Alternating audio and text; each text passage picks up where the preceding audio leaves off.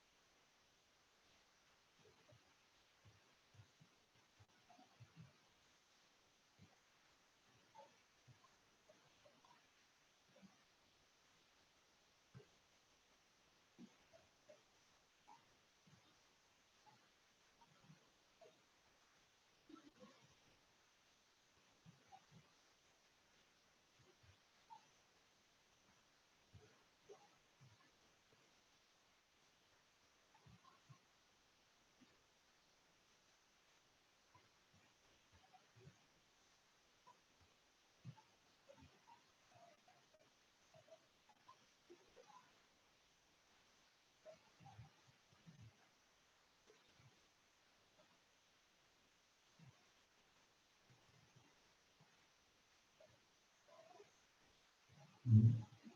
So then as a basis for generating a positive motivation, it's helpful to visualize oneself surrounded by all sentient beings. So just like usual, then we begin visualizing with your father of this life to your immediate right. Feel how you're interconnected with him and all your male relatives seated to your right and behind you, your grandfathers, uncles, cousins, and so forth. Your male family and friends, imagine them all seated to your right and behind you. And then to your left, your mother of this life and all your female family and friends seated to your left and behind you.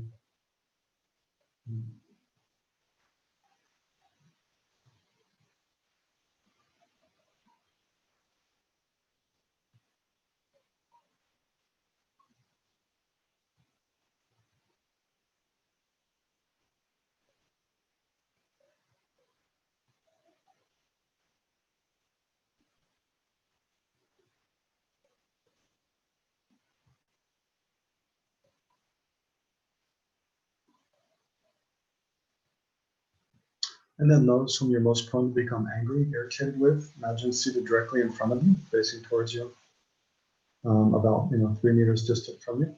And then all the other sentient beings who don't fall in either class of friend or antagonist, imagine them seated all around you in human form. So feel how you've been connected with these sentient beings in this life and countless past lives, and countless future lives, and how all of them are the same as oneself and wishing to be free from every form of physical and mental suffering and wishing to have every happiness, every state of well-being. And then remember how everything you enjoy, from ordinary worldly pleasures up to full enlightenment, all comes about in dependence upon other sentient beings. So feeling our connectedness with them in that way, then try to generate the aspiration to use this session to bring about the welfare of oneself and others, all other sentient beings without excluding any.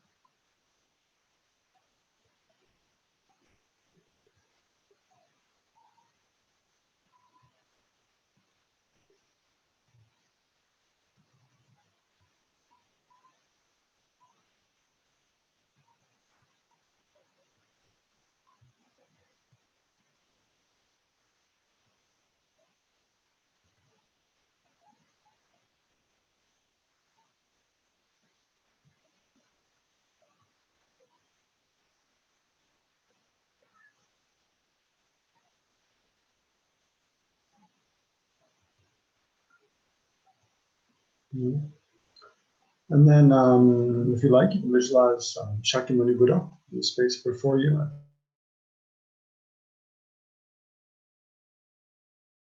the height of your forehead, seated on one which is a fully open lotus blossom, representing perfect renunciation. And then a round moon disk of white light, representing compassion, and a disk of golden yellow light, the sun disk, representing wisdom. Bone that sits Shakyamuni Buddha.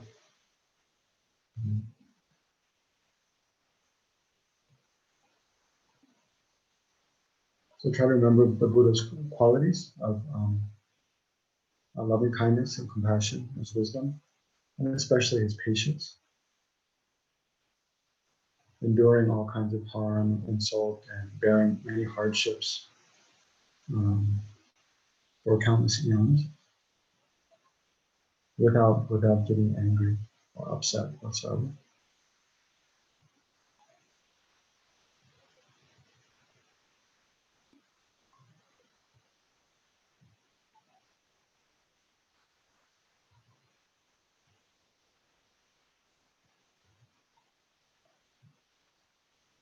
And then especially try to generate the motivation that through engaging with this session, participating in this session, then may I generate the perfection of patience, perfect patience, able to endure any hardship, endure any insult or harm from others, um, and endure hardship in striving to practice Dharma, just like Shakyamuni Buddha, without ever losing hope or losing faith or becoming angry, upset.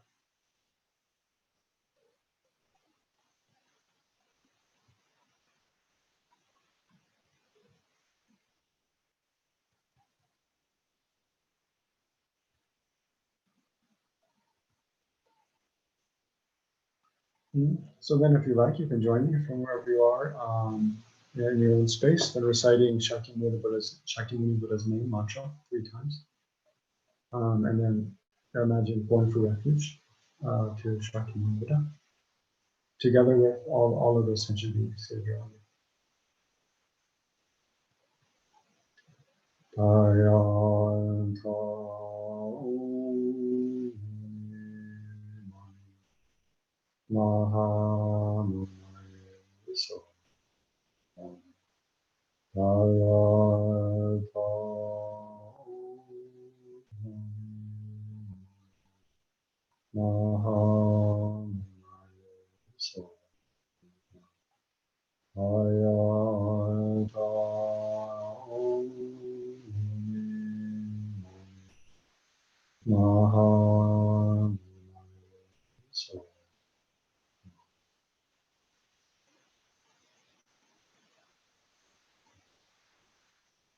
So imagine Buddha is very pleased with your request and your aspiration.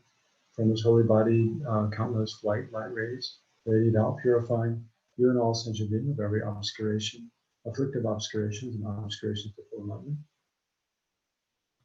and every physical and mental suffering and causes of suffering will completely purify. And then imagine from every pore of Buddha's holy body, golden light rays radiate out like weighty pattern, pouring in through the crown of your head and the crown of the head of every sentient being, filling your body completely, blessing you to have every form of physical and mental well-being, and to develop, blessing you to develop all the realizations on the path, from guru devotion up to the state of no more learning, the state of unification, of full enlightenment.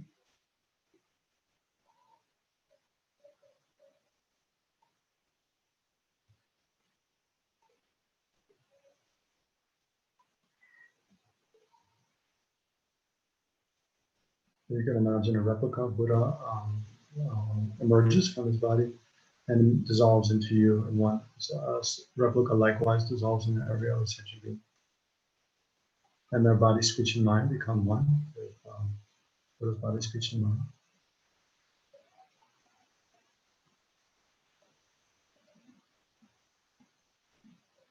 And then finally, imagine Shakyamuni Buddha shrinks in size to the size of your thumb, and comes to abide in the space above the crown of your head, and bless you to fully participate in this session.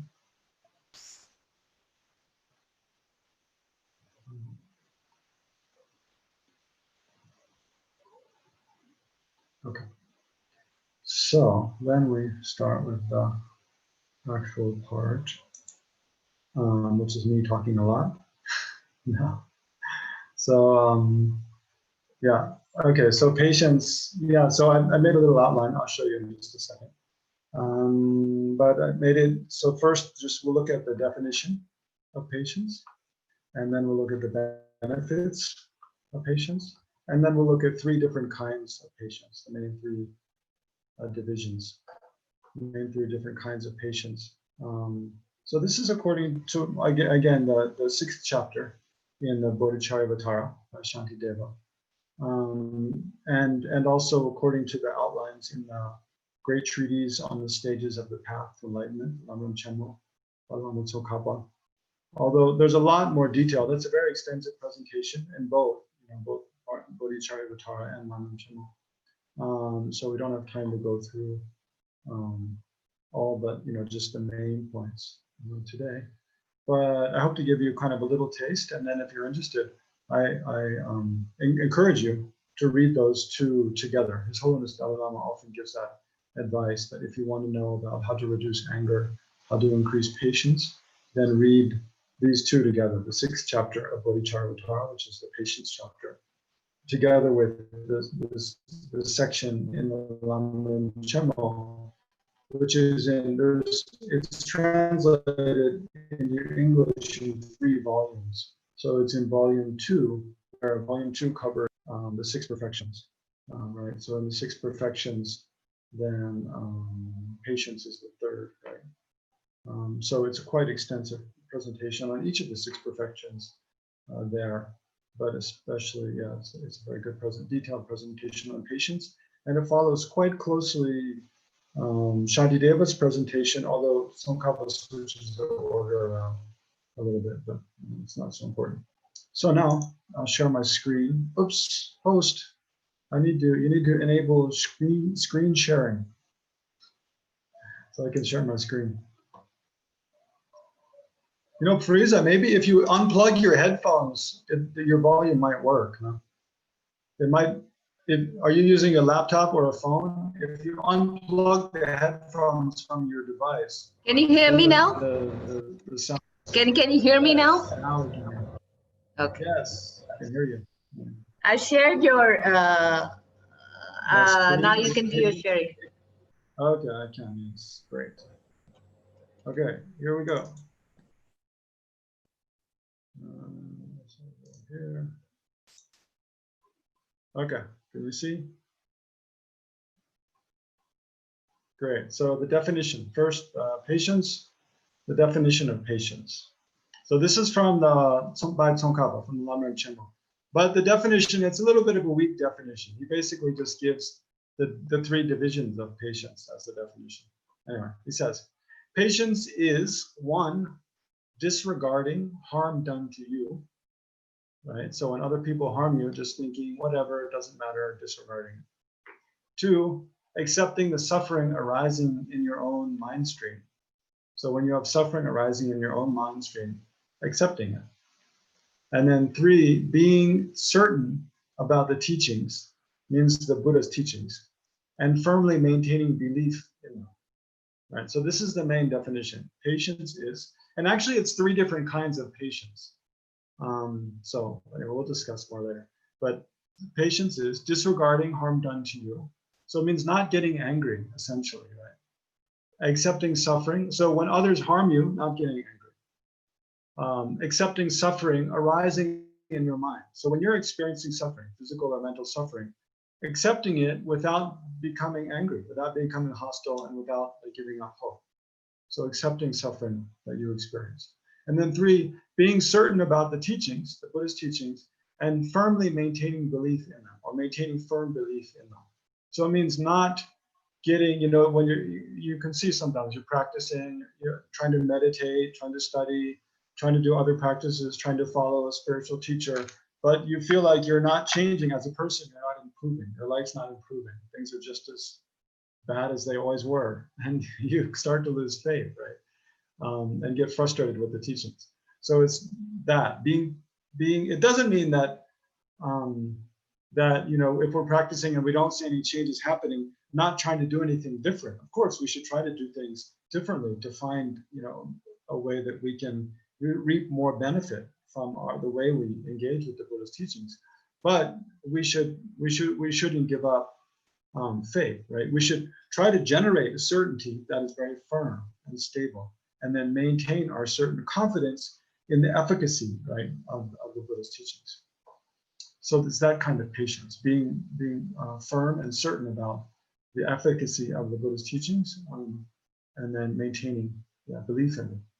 So then Tsongkhapa says there are 3 sets of factors incompatible with these, right? So there are 3 sets of factors that are incompatible with patience. For the first one, for disregarding harm done to you, what's incompatible with that is hostility, right? Becoming angry. So when other people harm us, if we become hostile at them, that's incompatible with patience, right? That's not patience. And then for the second, so the second is accepting the suffering arising in your mind stream. So when we have suffering arising in our continuum or in our mind stream, then when we get hostile and we lose courage, this is an important one, losing courage, right? Yeah, so if you're experiencing a lot of physical and mental discomfort, suffering, and you lose courage, then that's one way of losing patience. It's antithetical to or incompatible with patience. So we need to. So it's important. I mean, one aspect of patience then seems to be that we need to remain courageous, right? Remain determined, no matter how much suffering we experience. And then the third. So for the third, being certain about the teachings and firmly maintaining belief in them.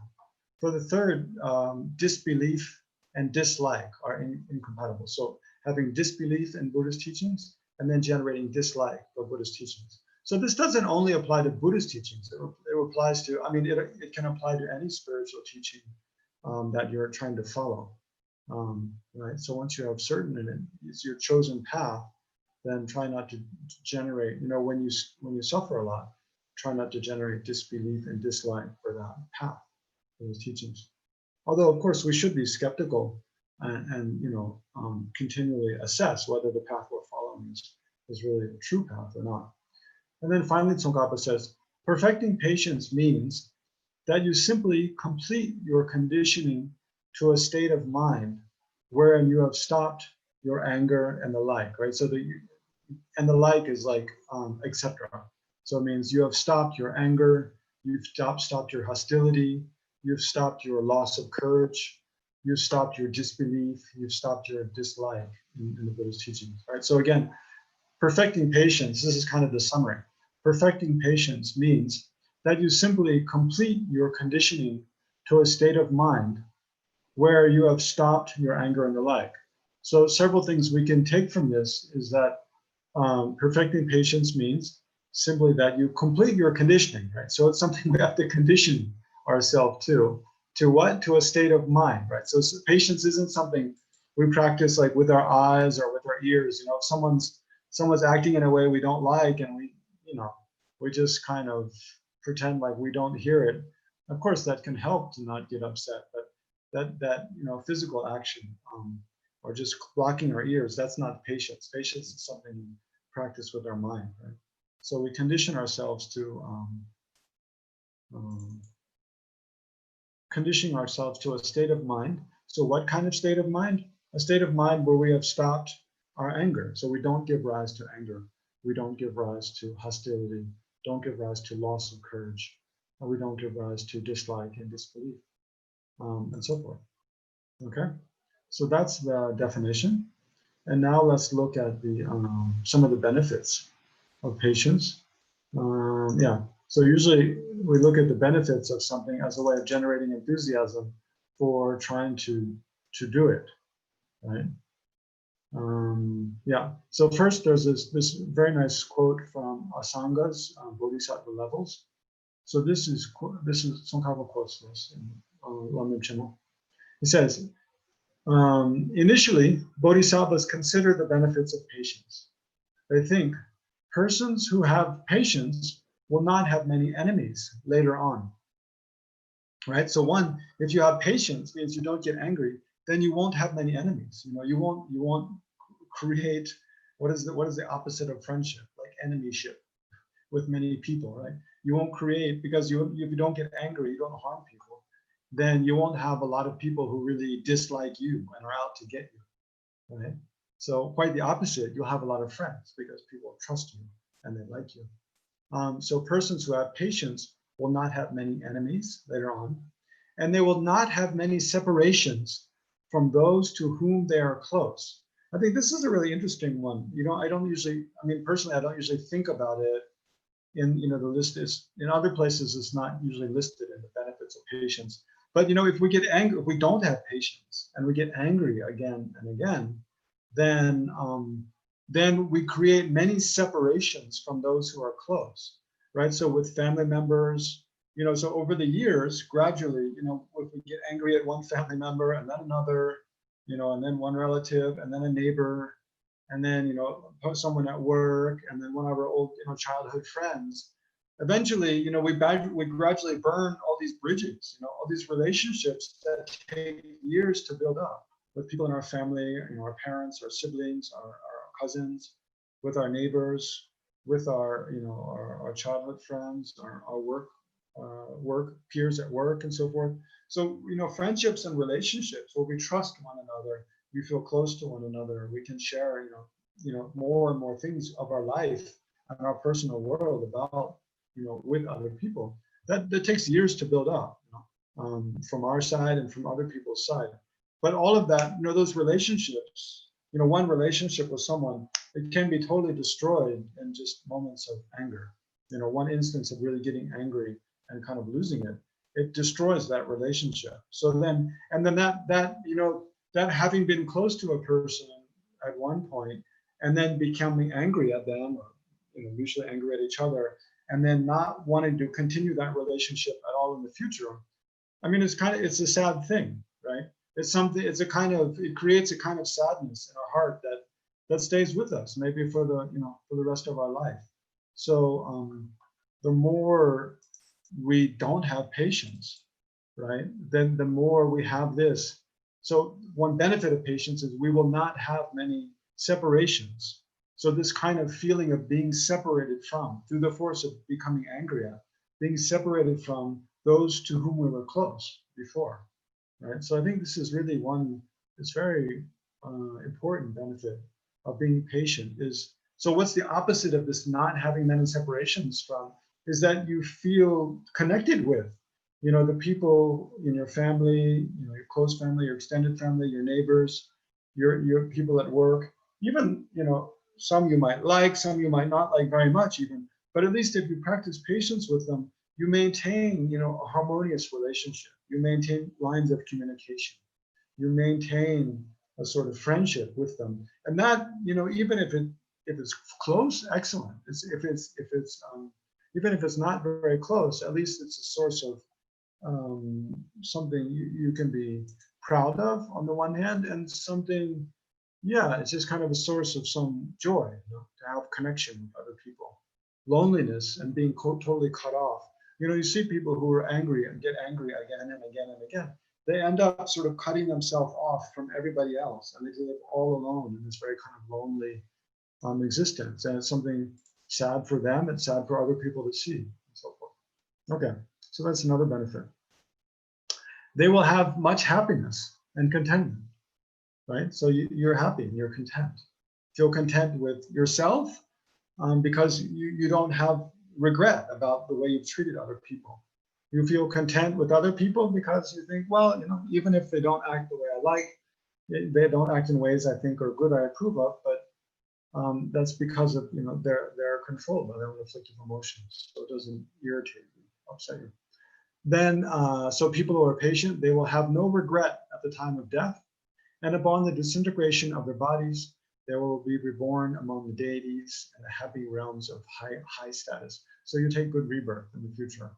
You have no regret at the time of death. Your mind is at peace because you don't have regret from having gotten angry at people. So I mean, for many people, one of the most difficult things maybe they have to face in life is you know, if they've gotten really angry at, especially the people close to them, siblings or the children or their parents, and then, you know, when one or the other is on their deathbed, if they can't really apologize and make amends, then, you know, that can be another wound that people carry with them for their whole life. There's someone close to them they became angry at, and they didn't mend that broken relationship, and then one of them died. Then, by looking at such benefits, they too are patient. Yeah, so bodhisattvas also are patient. They engage others. So bodhisattvas, they are patient, then they engage others in upholding patience. So they encourage others to be patient, to practice patience. They also praise patience. And when they see patient persons, they are delighted and full of joy, right? So these are some of the benefits. So that's from the bodhisattva's levels at Sangha. So then these are from Bodhicharvatara, a guide to the bodhisattva's way of life. Some other benefits of patience. Whatever wholesome deeds, such as venerating the Buddhas and generosity, that have been amassed over 1,000 eons will all be destroyed in one moment of anger, right? So in one moment of becoming angry at someone, especially angry at a bodhisattva, then all the merit and the virtue, the wholesome, the positive energy, a virtue of wholesome deeds that you've engaged in over eons can all be destroyed by one moment of anger, because anger is such a powerful destructive emotion. So it destroys our roots of virtue. There is no transgression like hatred. So therefore, there is no transgression like hatred, and no fortitude like patience. Thus, I should strive in various ways to meditate on patience. Right? So these two verses are essentially saying another benefit of patience is that we protect the store of merit and positive energy we've created. Right? So whenever we engage in a virtuous action, like not stealing, not killing, not lying, and conversely, being honest, protecting the lives of others, protecting the possessions of others from being harmed, then we create merit. But if we get very angry, in one moment we can destroy a lot of merit. So then we don't experience the fruits of that, the positive results of that in the future. So one benefit of practicing patience is we protect our merits. That one's maybe a little esoteric, a little hard to see clearly. But some other more kind of tangible benefits of patience are, while in cyclic existence, patience causes beauty, right? Because if we're calm and patient, then we have a very we have a very peaceful demeanor, right? A very peaceful facial expression. Our bodies seem like soft, our movements are smooth. So compare that to the opposite. When someone's really angry, their face gets distorted.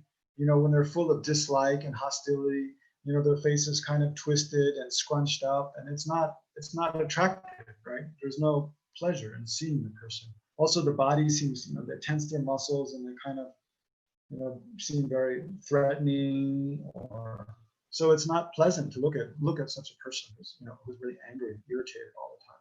So one is, we're attractive. Also, patience is considered to be, probably by extension, practicing patience is you create merit to take rebirth with an attractive body, attractive features. So then it's pleasing for other people to see. So that's a way of creating merit. But also, when other people are pleased by seeing us, then it gives us greater opportunity to influence other people, right? So if we want to teach Dharma, encourage others in spiritual Dharma practice, then it's helpful to be attractive to other people, right? Because we can easily have more positive influence on them. So patience causes beauty, causes health, right? So think of all the health, the ways that anger harms our physical health, I spoke about before. So patience has the opposite. It supports our immune system, our physical health, and mental health, of course. And it causes us to be renowned, right? It causes our reputation to spread, people to like us and speak well about us. Because of these, I shall live for a very long time. So there's studies that show people become angry again and again and again. It shortens their lifespan. They're more likely to contract different physical ailments and die earlier than people who don't become angry, people who are patient. I shall live for a very long time and win the extensive pleasure of the universal chakra kingdom. Right? So you again accumulate merit to take good rebirth. And then forbearance, so it's patience. Forbearance makes you attractive and dear to the sublime one. So it means dear to the Buddhas and other highly realized beings. They look favorably upon you. You become wise in knowing what is appropriate and what is not. Right. So again, think about how anger makes us confused. When we're very angry, we confuse like what is an appropriate way to act and what is not. We lose that ability to clearly discriminate. So patience causes us to be the opposite. Right. The more we're patient, our mind is more clear, and in different situations we can see more clearly, oh, this is an appropriate way to speak and act, so that I can do things in a way that I bring about the welfare of both self and others. Right? Makes you wise in knowing what is appropriate, what is not. Afterward, you gain birth as a Deva human, and it secures the exhaustion of negative karma. So it helps exhaust negative karma. Okay, so those are the benefits of patience. So now the three kinds of patience are cultivating the patience that accepts suffering. So this is the order they're presented in by Shantideva.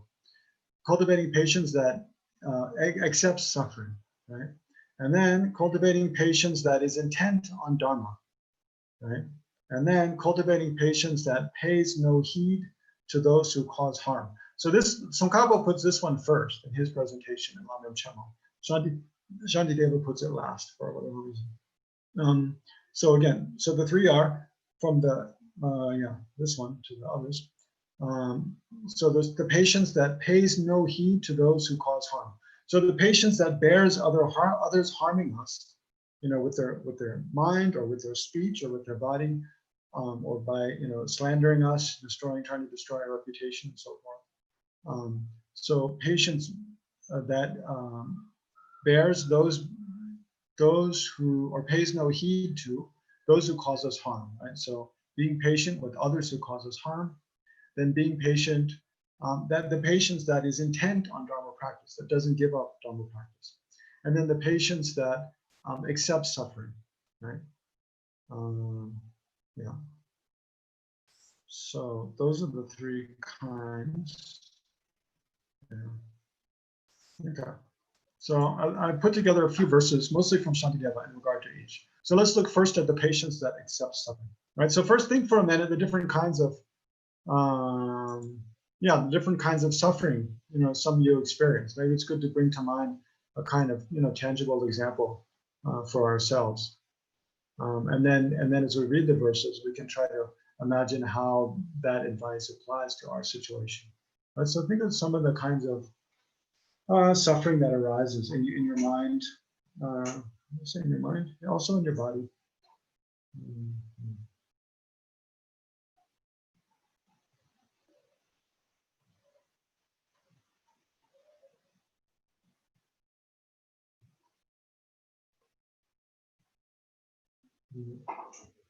And then let's look at the verses and see how,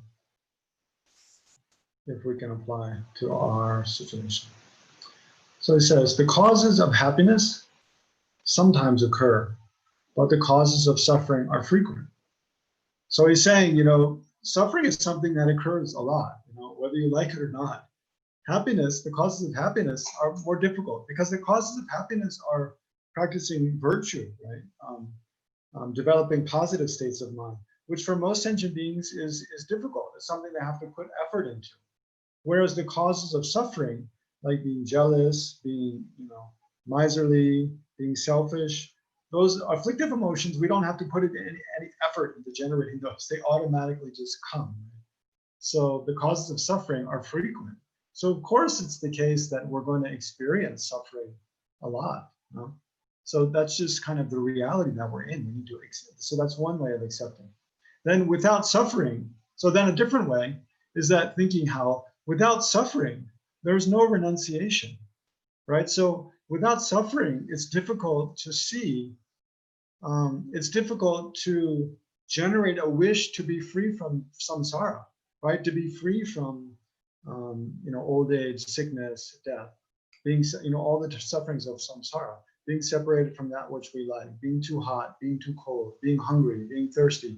If we didn't have all those sufferings, then we wouldn't see the faults of samsara. So here is especially thinking about samsara, because renunciation means, remember, is a wish to be free from not just the suffering of this life, not just the suffering of future lives, but to be free from all of the suffering of samsara. So it's the wish to achieve nirvana, the state of perfect peace, which is beyond birth and death through the forces of karma and afflictive emotions, right? So actually these days for my class at Sarah here, where in this year we have an exam, in just 1 month, I have an exam on the life story of the Buddha.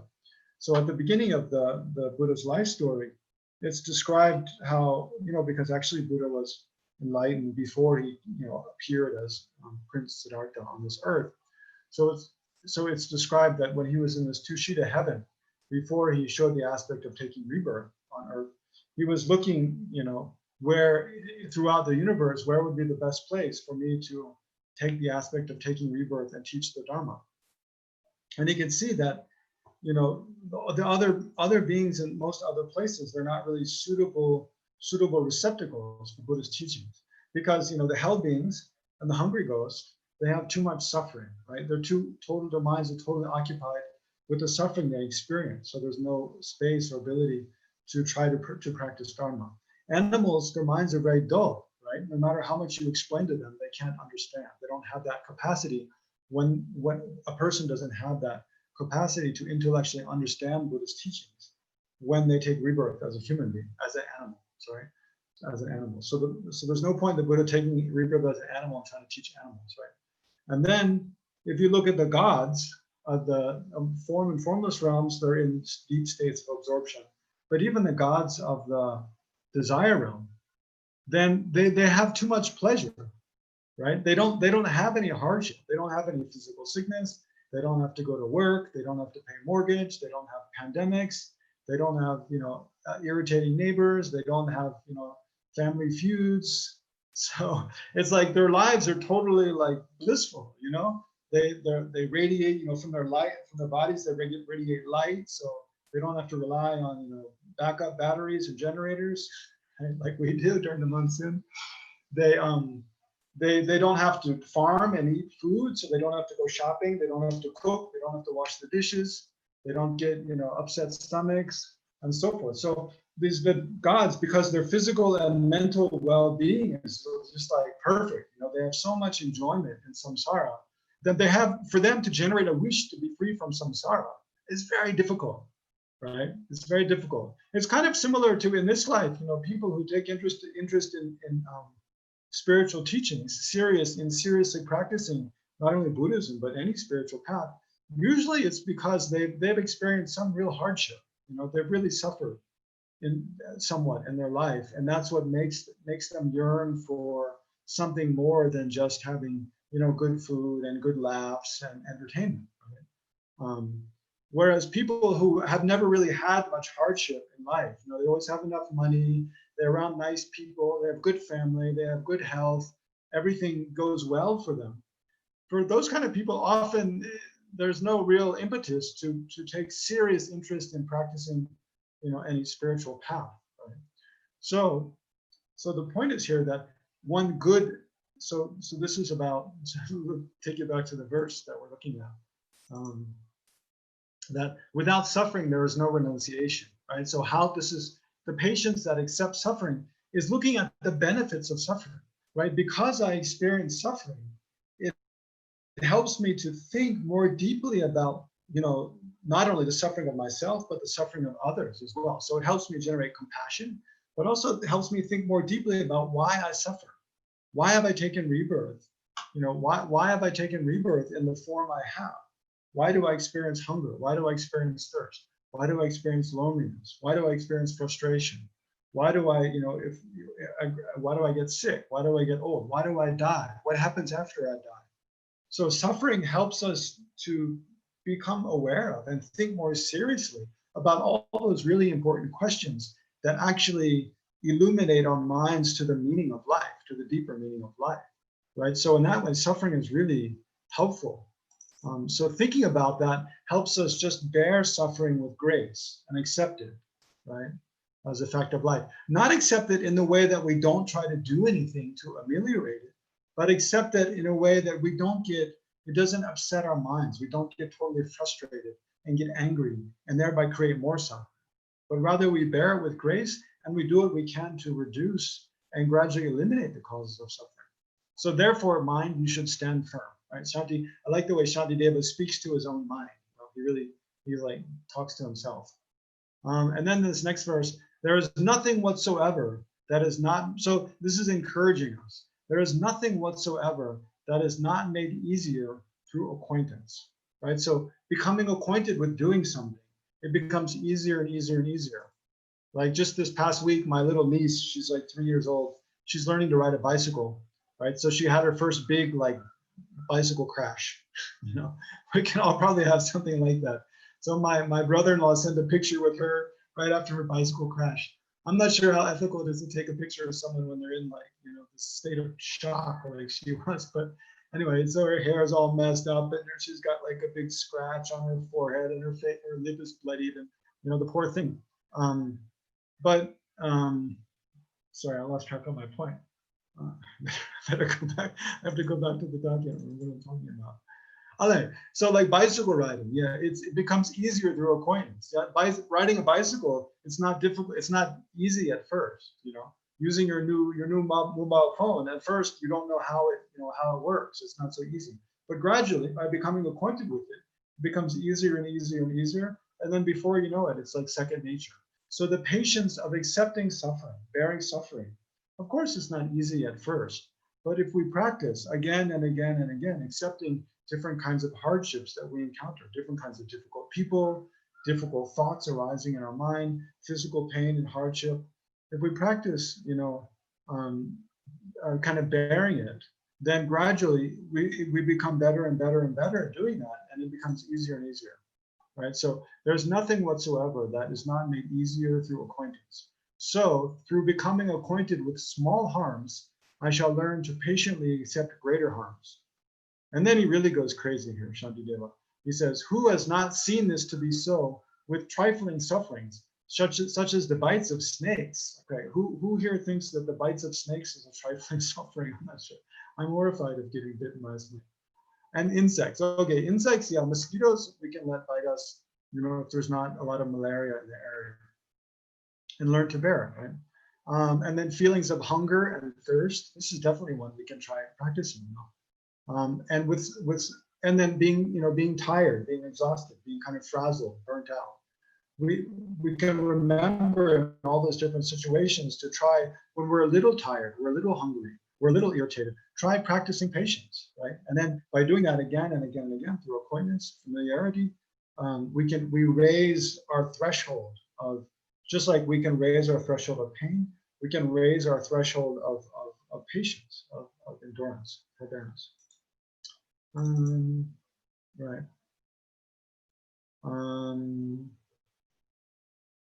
Okay, I'll just read quickly through the next few verses.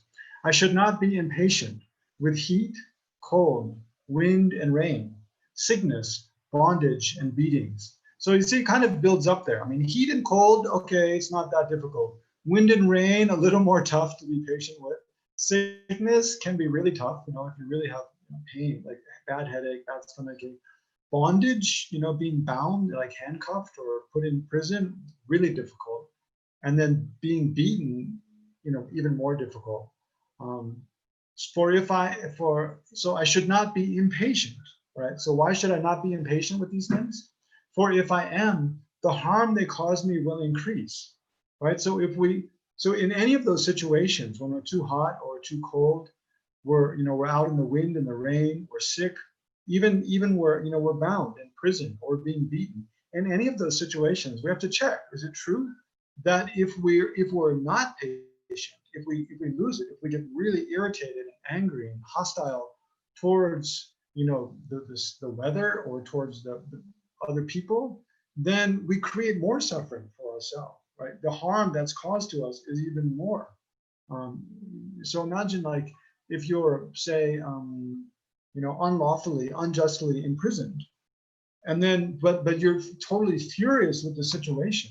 You create so much more suffering for yourself than if you're patient with the situation. You accept the situation, and then you very steadfastly do whatever you can do to get out of that situation, right? To get out of that situation, to be free from it. So again, you can see how patience helps keep our mind more clear, and then helps us act more effectively to ameliorate the causes of the suffering that we're experiencing. And then some, here he gives a nice example. Some, when they see their own blood, become especially brave and steady. Some people, when they see their own blood, they get a cut or a wound and they see their blood, they become very brave and steady. But others, when they see the blood of others, some, when they see the blood of other people, not even their own blood, the blood of other people, they faint and fall unconscious. These reactions come from the mind being either steady or timid, right? So from our mind being steady in that situation, or our mind being timid in that situation, we either become more courageous or we faint and fall unconscious. We faint and fall unconscious. Therefore, I should disregard harms caused to me and not be affected by suffering, right? So Shantideva is saying basically, whether we get irritated and timid and fearful, or angry in a situation or lose faith in a situation, that comes from our mind. It's not the cause of other people. When we get when it's like it's raining and raining and raining and we're getting depressed, we don't get angry at the sky and the clouds, do we? That would be totally silly. I mean, if we did, we just create more suffering for ourselves. If we get really irritable, because it's raining, it's kind of like silly. We can't do anything to stop that. So similarly, well, this is going on to a little different point, but similarly, when there's another person harming us, if we get angry at the person, we cause more harm to ourselves. And that anger, we have to recognize it comes from our mind. It's our mind that's getting angry. It's our mind that gets irritable. It's our mind that gets annoyed with other people. Usually when we get angry, we tend to put the blame on others. They're making me angry. Don't you make me angry. As if other people make something happen in our mind. Other people do something, but we react to it in a certain way.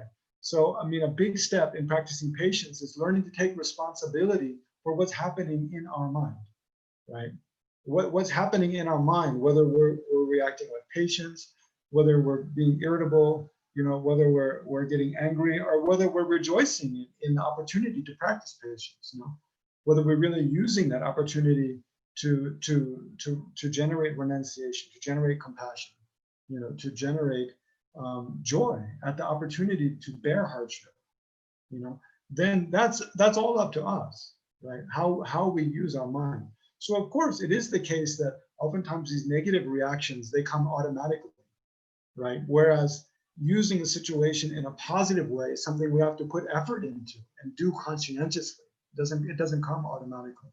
That's true, but it's up to us whether we just follow our automatic patterns of reaction that we've been following from beginningless time, countless past lives until now, and that keep us stuck in samsara.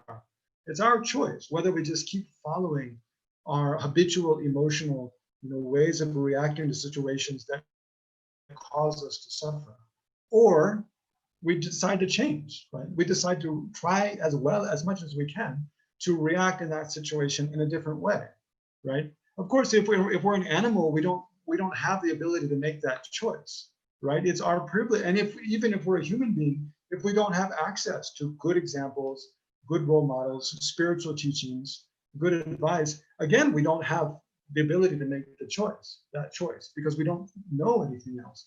But in the situation that we're in, where we've met, excellent spiritual teachings, the teachings of Buddha and other masters, and we have excellent role models like His Holiness the Dalai Lama and Geshe Dorje Damdol and others, and we have intelligence, we have understanding, we've heard, how to use different situations to not, become attached, not to become angry, not to become jealous, not to be selfish, but rather be all the opposite things, right? To be more concerned about others, to be more patient, to be more generous, to be more compassionate.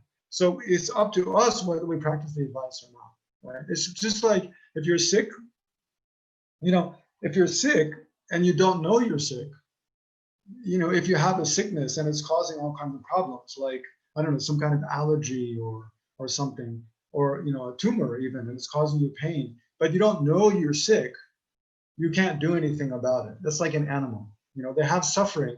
I mean, they may know they're suffering, but they don't really understand like what it is. Or if you're sick and you know you're sick, but you don't know of any remedies to the sickness, again, you can't do anything about it. So that's more like a human being that they know they have a lot of problems, but they haven't contacted any good advice or spiritual teachings to teach them what to do. But if you're sick and you've been to the doctor and he's explained what's wrong with you and he's prescribed medicine, then all you have to do is take the medicine, right? So then if you don't take the medicine, you don't follow the prescription of the doctor, then that's totally your choice. I mean, you're choosing, you choose whether to take the medicine or not. So in our case, it's like we've recognized we have suffering. We've met the doctor, the Buddha's teachers. We've received all the advice, right? So it's up to us whether we decide, and it's not like we just make a decision once and then it's done. It's like in every moment we have to remember to decide how to react, right? In every situation, every time a difficult circumstance arises, we have to remember the advice and remember that we have the ability to decide how to react. It's our minds. Yeah. So, yeah, so this is a really important point. Furthermore, and then finally, furthermore, suffering has good qualities. Through being disheartened with it, arrogance is dispelled, right? So suffering helps dispel arrogance. I think in my experience, I see that a lot when I get really sick. Sometimes, once a year, get a bad cold, get like, the flu, get a fever. Then it really kind of knocks my ego down, a few notches, realizing that actually, when we're healthy and, kind of, every day being busy, being productive, doing things, it can lead to a little bit of arrogance, that a little bit of, maybe I'm kind of, comparing ourselves with others. So feeling I'm better with others. I'm doing so much. I'm so healthy. I'm eating well. I'm exercising. But when we get sick, it really kind of knocks that down a little bit, realizing how much we're not in control of ourselves. Even, we eat the right food, we exercise, we try to, schedule each day well, use our time well, do things. But actually, when we get sick, we realize we don't really have control. We're still under the influence, under the power of karma and afflictive emotions. So suffering has good qualities. Through being disheartened with it, arrogance is dispelled, and then compassion arises for those in cyclic existence. That's one of the most important. I mean, you can really be compassionate in a much more visceral way than you can when you don't suffer, right? So this is another, probably another reason the Buddha doesn't teach the Dharma so much in the higher realms, God realms, and so forth, is because it's difficult for beings there to develop compassion because they don't have suffering.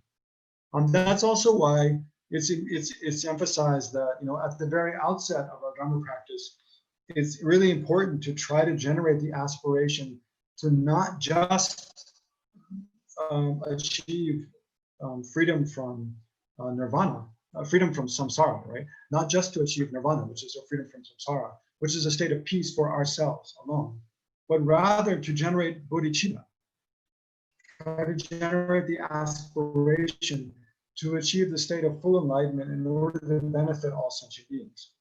So why is that important right at the outset of the path? Because we can, although we can achieve the state of an arhat, right, the state of freedom from samsara much more quickly, in just one lifetime or just a few lifetimes, much more quickly than we can achieve enlightenment. It's a very much shorter path. So we can quickly get free from suffering, if we want. But the problem is we have the potential to achieve full enlightenment. And eventually we want to fully develop that potential. So if we quickly achieve the state of an arhat, who's achieved nirvana, freedom from samsara, then we no longer experience suffering. And then it's very difficult to generate the intensity of compassion that a bodhisattva has, because you yourself don't experience suffering. So it's very difficult to have really strong empathy and really strongly generate the determination to free all other sentient beings from suffering, right? When we ourselves don't have it. So that's why, So that's why actually, and then so if you achieve the state of an arhat, then it takes you a long, long, long time to achieve the state of a Buddha. Whereas if you skip that hero's path, you don't enter the hero's path of the path of solitary realization. It's the path of the the path of individual liberation is called. If you just go straight to the bodhisattva path, then you can generate very strong compassion and this totally selfless or other-centered compassion. It's called the exceptional attitude, the determination where you take the responsibility upon yourself to free all sentient beings from suffering. So this attitude. Compassion. Those training on the pratimoksha vehicle and arhats, they have, bodhisattvas have, but arhats, let's say those training on the pratimoksha path, they don't have this exceptional attitude where I take upon myself responsibility to free all sentient beings from suffering. That compassion they don't have. So if we directly enter the Mahayana, the Bodhisattva path, then we can more quickly generate that attitude and then generate bodhicitta and much more quickly achieve enlightenment, and thereby much more quickly be of great benefit. Once we're enlightened, we offer, immense benefit to countless sentient beings. So we can much more quickly reach that state and then more quickly free other sentient beings from suffering. Right? Okay, so all of that was here. Compassion arises for those in cyclic existence, and then negativity is shunned and joy is found in virtue, right? So because when we suffer, so these are all reasons why we should accept suffering with bear suffering with acceptance, right? The patience that accepts suffering, that experiences and endures suffering with acceptance, right? So what it helps, one way is to look at the positive qualities, reduces arrogance, helps us generate more compassion for other sentient beings in cyclic existence. And also when we see that, when we recognize clearly that why am I suffering? It's because I've created non-virtue, because I've created negative karma in the past. That's the reason I'm suffering. So if we have that wisdom of the law of cause and effect, then whenever we suffer, it reminds us in this life now, as much as I can, I need to refrain from harming others. I need to refrain from engaging in non-virtuous actions like killing, stealing, lying, slander, using harsh speech, and so forth, and following anger, following attachment. So when we suffer, if we can tie that with our experience of hardship. So now think about the kind of, I asked you at the beginning, right? Think about some different kinds of suffering you have these days, right? And how can we apply this advice to it, right? So think of the ones, whatever you're thinking about.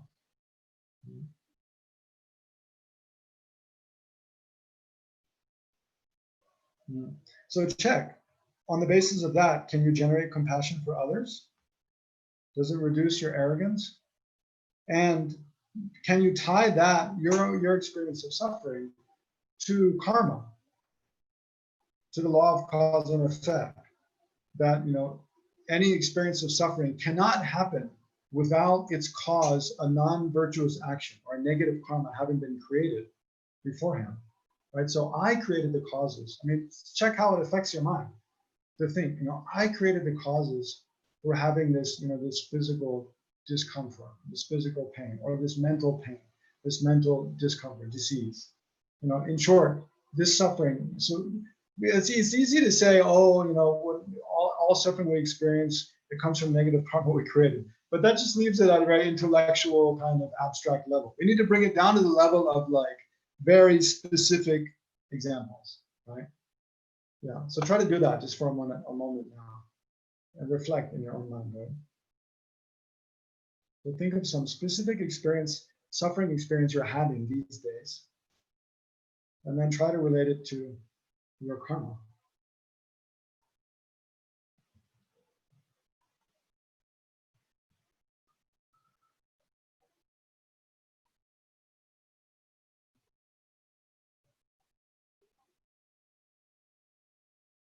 And then see if you can translate that into a determination to not create negative karma now and going forward, now and henceforth, right now and in the future.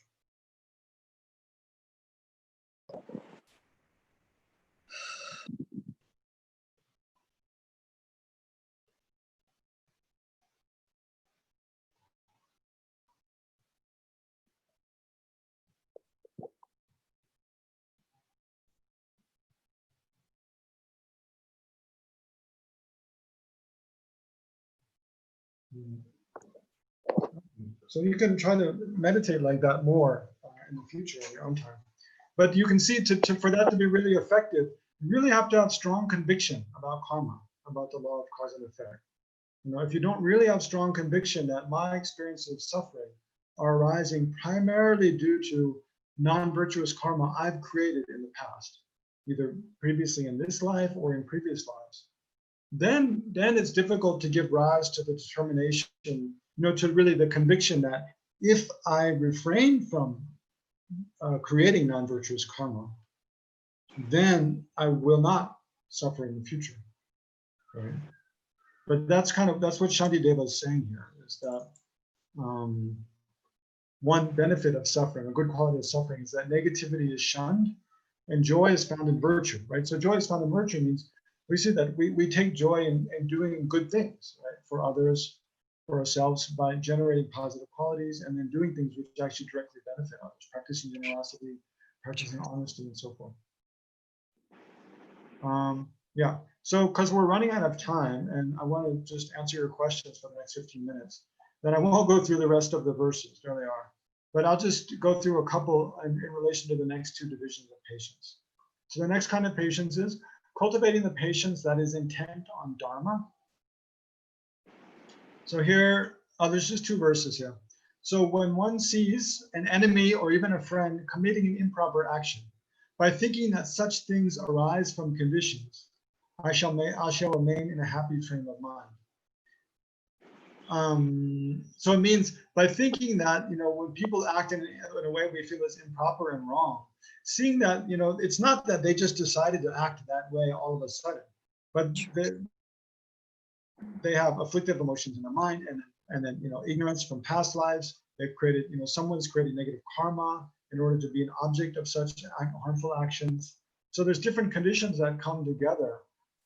So it helps us, we can use that situation to reflect on Dharma and be patient, remain in a happy state of mind, that we can use that situation to reflect on Dharma and in different ways, and rather than giving up Dharma practice. If things were brought into being by choice, then since no one wishes to suffer, suffering would not occur to any embodied creature. So it's not that people choose to suffer, right?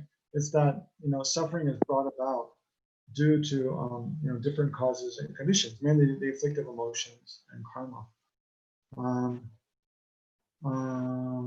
Yeah, but more important with the patience, I think, of that is intent on Dharma, is really generating, like His Holiness Dalai Lama always encourages us, to really generate a sound basis, a sound understanding of, how the Buddha's teachings have the ability to protect us from suffering, right?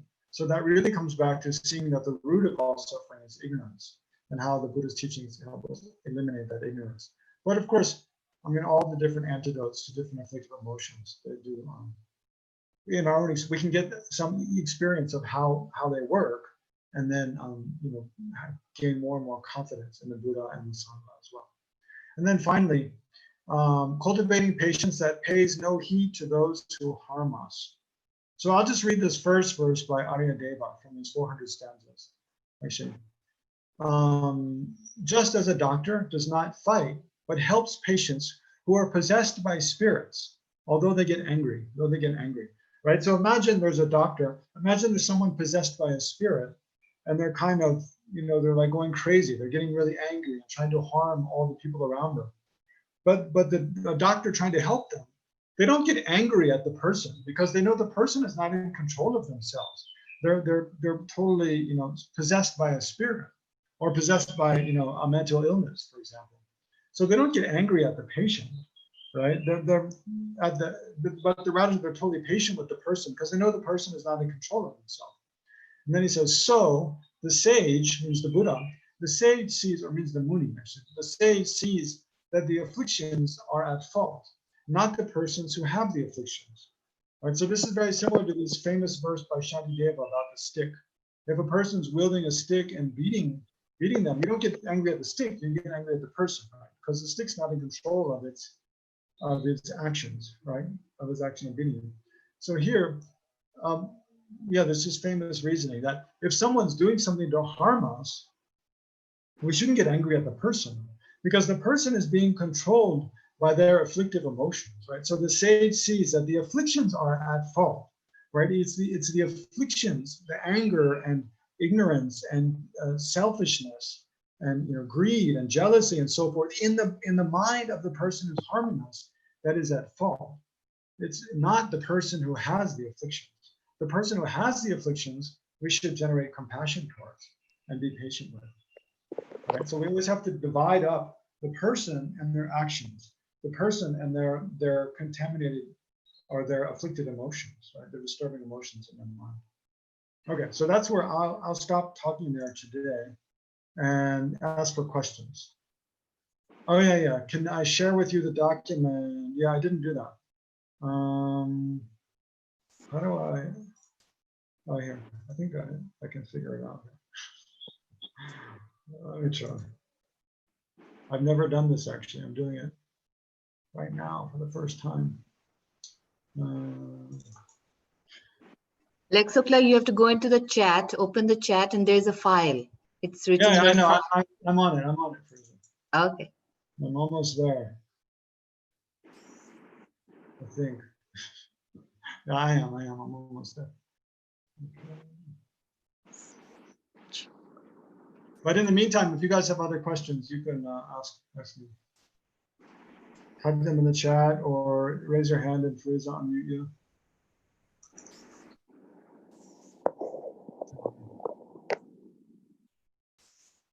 Boom, there it is. Network disconnected. Resend. You need to close your document first. Oh, really? Oh, really? Okay. Yeah. Okay, bye-bye document.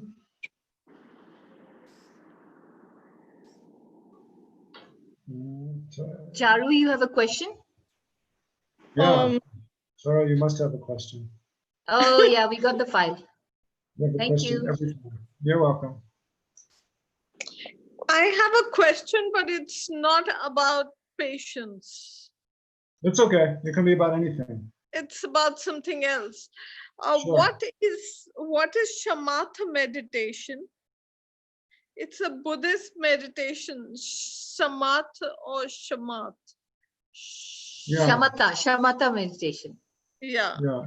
Shamatha meditation. Basically, it's, I mean, a way to translate it is placement meditation. Charu.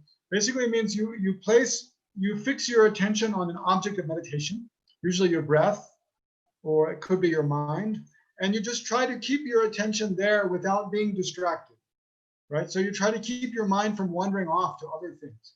You try to maintain a continuity of focus exclusively on that object for as long as you can, right? So if you're watching a breath, you try to be fully aware of the sensations of breathing without thinking about anything else, without thinking about the past or the future, without paying attention to sounds outside or things that you see. You just focus exclusively on the sensation of breathing, the experience of breathing. And then when you see your attention wander off, you let go of those distractions and bring your attention back to the object of meditation. And then so you try to make a longer and longer period of attention like that. Can it be on a mantra? Yes, it can be. Yeah, can be. Yeah, or on a guru? Also, yeah, it can be. Basically, anything you can use as an object for shamatha meditation. Yeah. Okay. You can use a visualization, like you might have a picture of your guru that you like, but you shouldn't. But the thing is, the meditation should be done with your mental consciousness.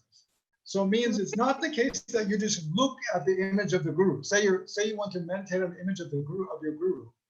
You can put it like a photograph in front of you, but you shouldn't just sit and look at the photograph.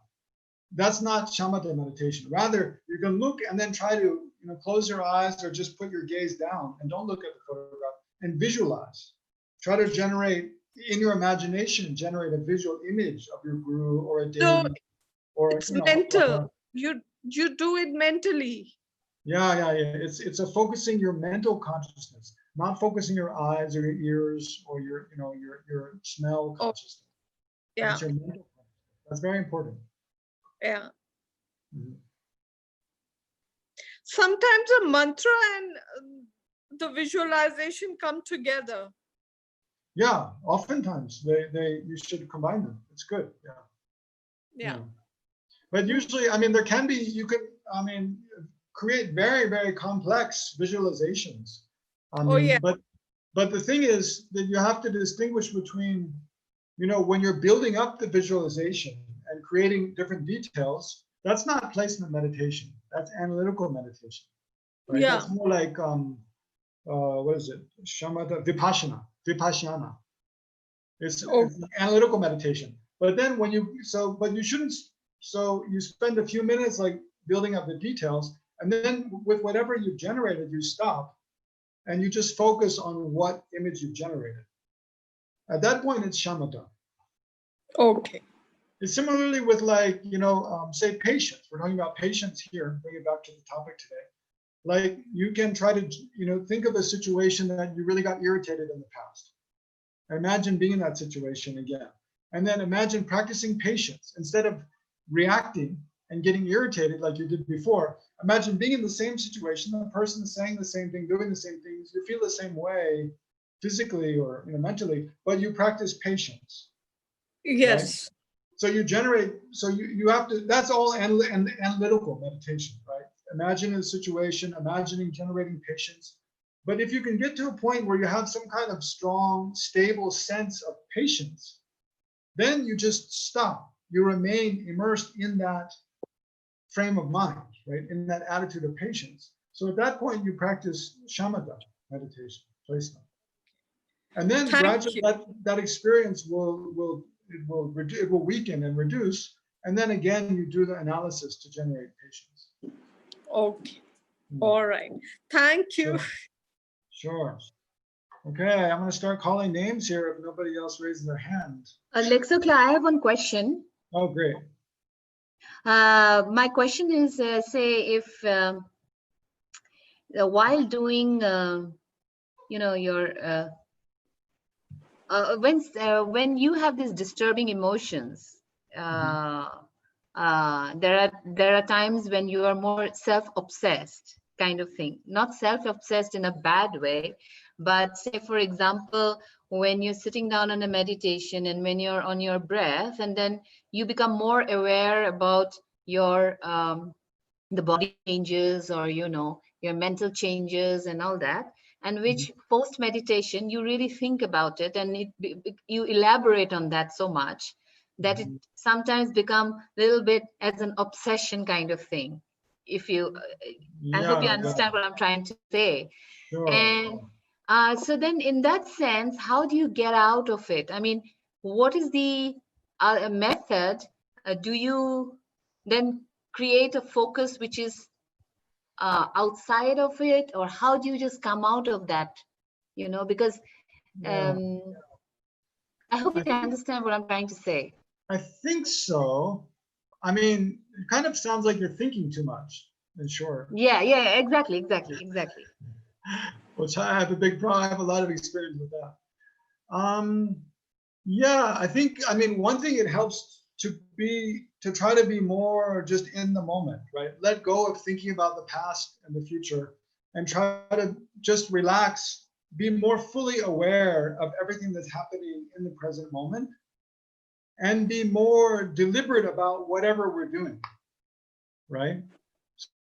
So whether we're cooking or cleaning or we're working on the computer, try to not think so much about other things unrelated to our immediate tasks is one hand. And then instead of, I mean, if you see that kind of being too much aware of thinking too much about my body and my breathing and what's happening in my mind, instead of just like wondering and observing and thinking about what's happening in my mind, rather use that energy. I mean, it shows we have a lot of awareness. We have a lot of mental energy, which is good, right?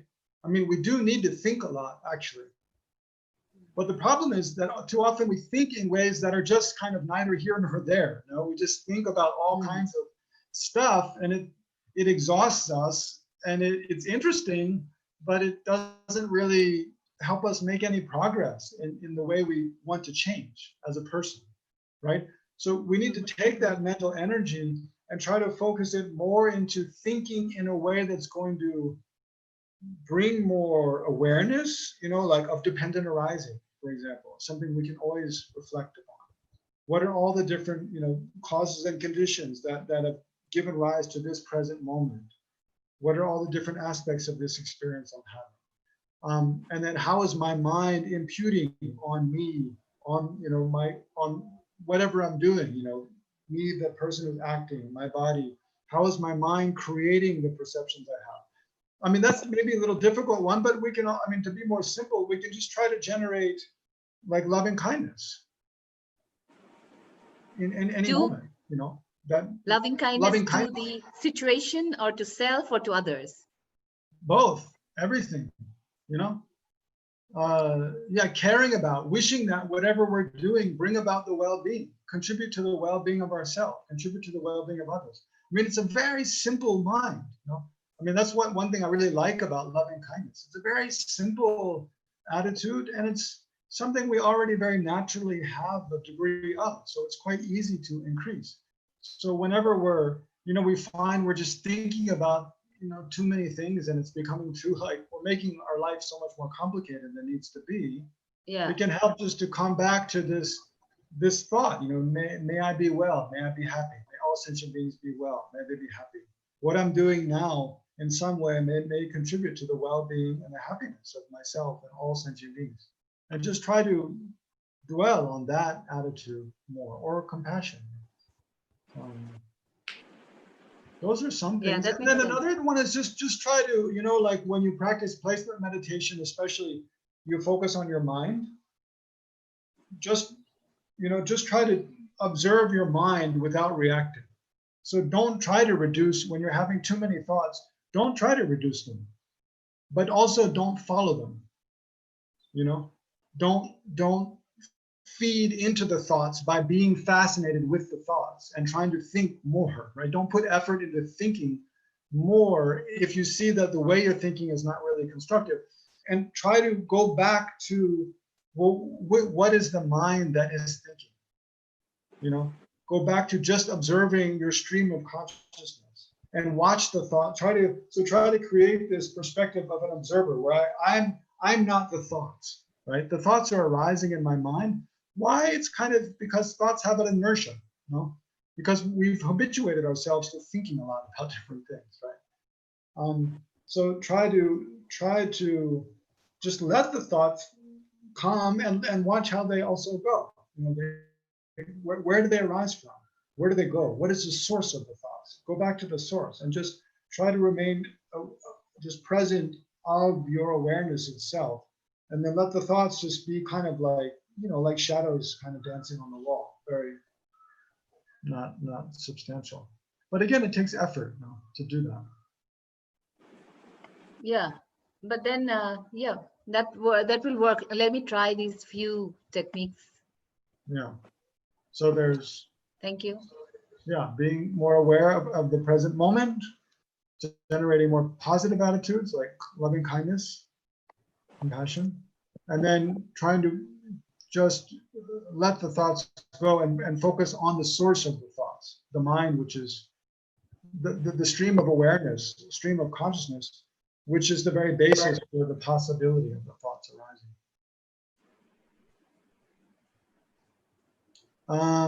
Thank you. I don't see another question. So I can add, there's this very nice analogy in this regard by Gyogyo Khyentse Rinpoche. I saw in a commentary, a book that's a commentary he made on the 100 Pieces of Advice to the People of Tingri by Padampa Sangye. So there, Gyogyo Khyentse Rinpoche says, you know, when we're meditating, we should be like a lion versus being like a dog. So how are a lion and a dog different? Then when there's a person who throws a stick, what does the dog do? The dog chases after the stick. What does the lion do?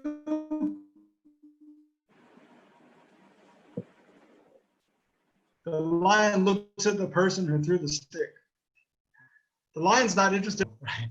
The dog is just like, oh, stick, I'll go chase the stick. Oh, so like that. The stick is like our thoughts. When we thoughts, instead look for the source of the thoughts. Where do they come from? You know, so be like the lion, not like the dog. I like that analogy a lot. Anyway, we should conclude there because, yeah, I have to go. I have class at 7 o'clock actually, so I have to go get ready to go to class. So Bye. thank you all so much. Bye bye, Did you do a dedication? Thank you. Okay, We'll do a dedication. We'll dedicate now first. So think of all the merit we've created together. It's excellent. You know, we've all taken time out from our day to come together here through Zoom online for the purpose of you know, learning something more about contemplating trying to learn how to put into practice the Buddhist teachings on patience. So rejoice, think how excellent it is. Thank you. Thank you, And then Legtsok it's- class. We'll see you I'm next not done. Sunday. Wait. We'll see you next Patience not Sunday. finished. Thank you. Same time. Thank you, everyone. We'll see you next Sunday. Topic is gratitude. Okay. Yes. Pray for all the people who are angry. That's the main thing. May all the people in the world be free from anger. Okay. Bye-bye. Yes. Bye-bye. Thank Thank you all. everyone. Yep.